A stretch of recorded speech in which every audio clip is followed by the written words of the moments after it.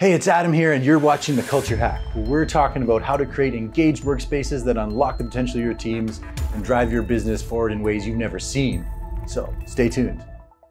Hello, and welcome to The Culture Hack. Today is a super exciting day. I have Deanne Duffin with me today. She is the CEO and founder of Inspired Solutions Consulting, otherwise known as Deanne. She's the person, she's the machine. Welcome, Deanne. Thanks so much for coming on the show. Thank you for having me.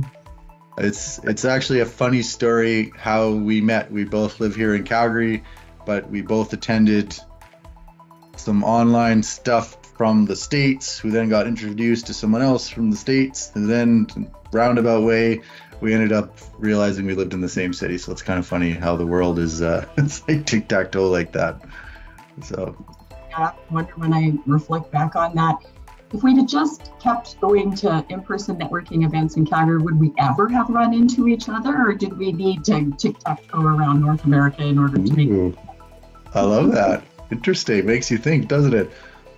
Well, tell us a little bit about what you do, Deanne. Thank you. I work with companies from 1 to 100 million or anywhere along the path. They usually bring me in because I used a customized approach that helps them achieve their goals in a way that is effective, valuable, and meaningful for them. I don't have a set process. I have processes that I can draw on, but I really target meet them where they're at and move forward in a speed and direction that is helpful for them. And they asked me to do some types of works about helping them co-create innovative solutions to existing challenges, and then create plans and processes to make sure their organization is healthy and sustainable and resilient in the long term, so that they can have the profits and success and the impact that they wanted when they started their company. Cool. I like that. Let's get into that a little bit. You talked about challenges and, all these things you mentioned, the impact you want to have on the world, your processes, how you improve, how you deal with your people and organize them. We call that engagement or the culture of how they operate. So what are some challenges that you see your customers having?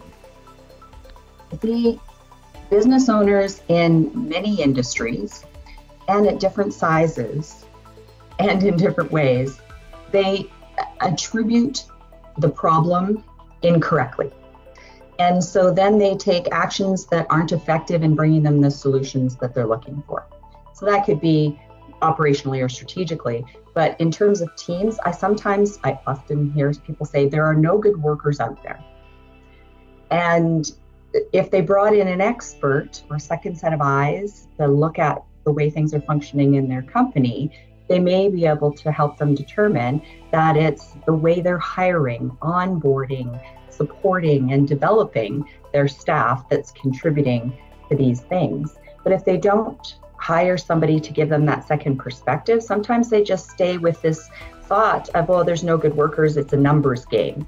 And so then they live with low productivity and the high cost of high turnover in their company.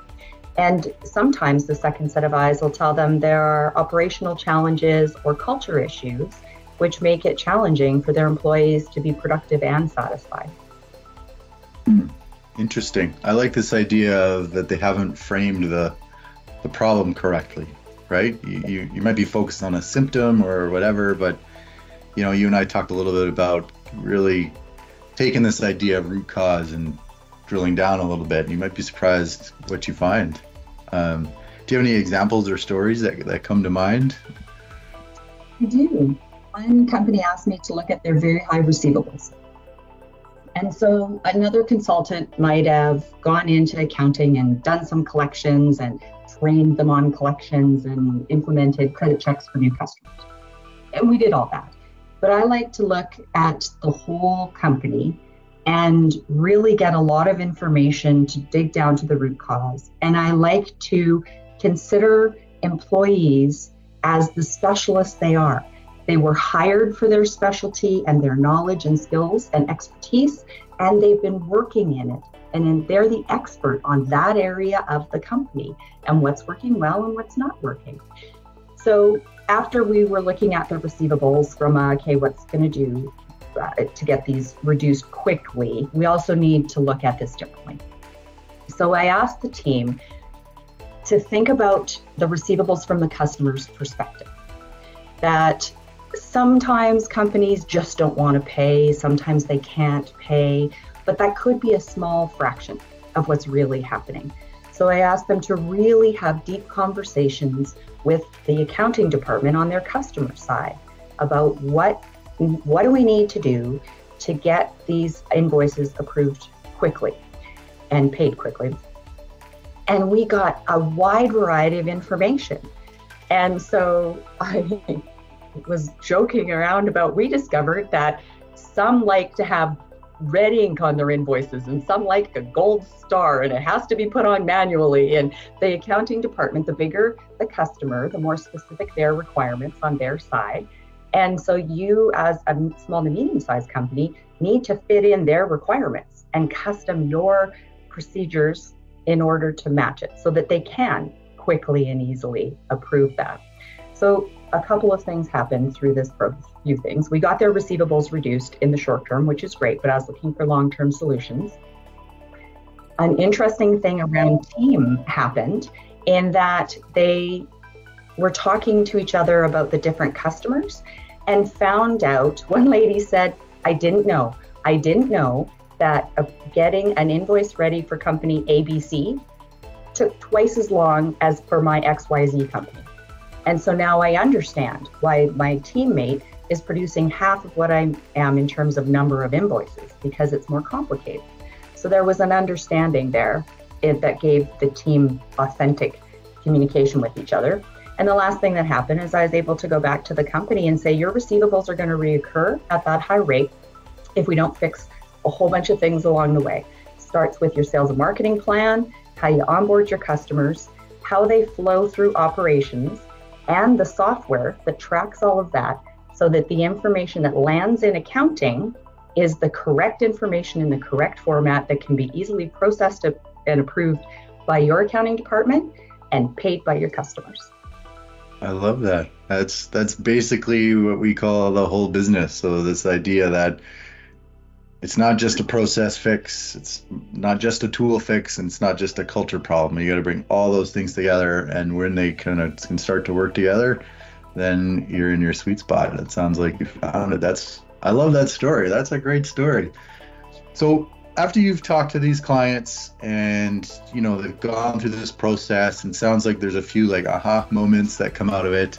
Do they put in plans for the future to keep this type of behavior? Like we call it, keeping your team engaged, but really it's, keeping that improvement mindset, asking and listening, all that kind of stuff. Like what sort of plans do they tend to put in for the future?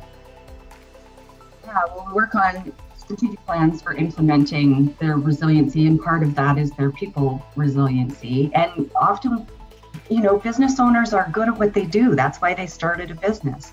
And they sometimes don't have these other experiences about how do I deal with a team and people, and that changes as it grows. And so having a plan for the two-way communication to make sure that you continue to have ways for your staff to give you that feedback. If there was a culture of safety and listening, then that company earlier on may have been able to get that information from their team. But everybody along the way needed to learn how to talk to each other in that way and make sure that there was systems for checking in with each other. Mm-hmm. I love that. You think it's common sense, right? That we would just check in with each other, but as the organization gets more complex, you're right, you have to build those freeways specifically, right? Absolutely. So very interesting. Okay. Well, and I think make sure that there's two-way communication more often and as much as possible. Oh, I love that. And somebody was talking about, things aren't going well at our quarterly performance reviews. And I said, are you talking to them on a daily basis? Who's talking to them on a daily basis, a weekly basis? Like there needs to be two-way communication about how things are going all the way along. I love that. Like, more two-way communication more often. You know, I was going to ask you what in your mind like an engaged team looks like, but I think you just answered it for me. Okay. Well, that, you know, I love your notion of, you know, you can look into the weeds, sure, and do some analysis, but kind of like pulling yourself out and be like, okay, you know, what's down the line that's affected and what's in front here that's causing this turmoil? Like, where is it starting from, right? And, you know, quote to cash is a great example where it starts even from the salesperson and how they're speaking and promising. It's causing grief on the inside, on the invoicing end, because nobody knew what was promised, right? So 100%. Well, thank you so much for your time, Deanne. I really appreciate it, and I just love your insights. Hey, thanks for watching The Culture Hack. Do you want to chat culture and engagement? Give us a call and come on the show.